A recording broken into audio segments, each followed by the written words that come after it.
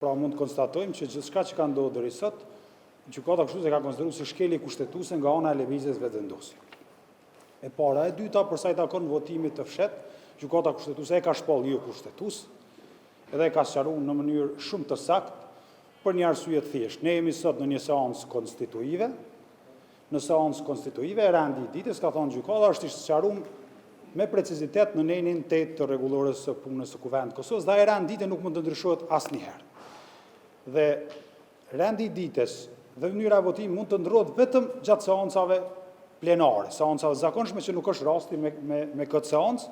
Pra gjykata kushtetuese ka thonë që rendi i ditës mund të ndrohet në seancat plenare, jo në seancë konstituive. Në këtë mënyrë, duke ndruar rendin e ditës, kryesuesi i seancës konstituive ka shkelur po ashtu kushtetues, është një përcaktim i qartë në gjykimin e gjykatës kushtetuese. Unë këtu për hir të kohës nuk mund të lexoj paragrafe të caktuara, por do të kemi rast të shpjegoj.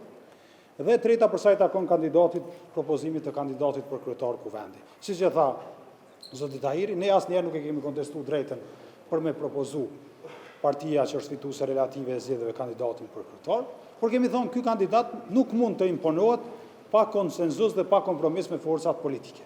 Fjalën konsenzus dhe kompromis i gjeni në gjykimin e gjykatës kushtetuese.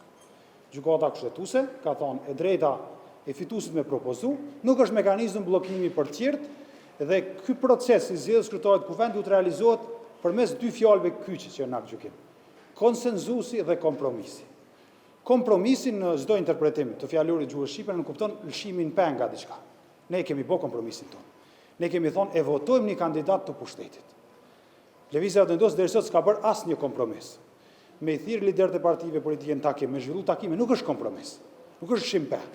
Prandaj mendojmë që gjykata kushtetuese ka konfirmuar në mënyrë të qartë ato që kemi thonë. Kryetari i Kuvendit do të zgjidhet me kompromis dhe konsenzus. Janë fjalët e gjykimit të gjykatës kushtetuese. Dhe e fundi që dua të them është sa i takon takimit sotëm konsultativ të liderëve të partive politike, ku mungoi zoti Kurti, fatkeqësisht ishte dashur të vinte.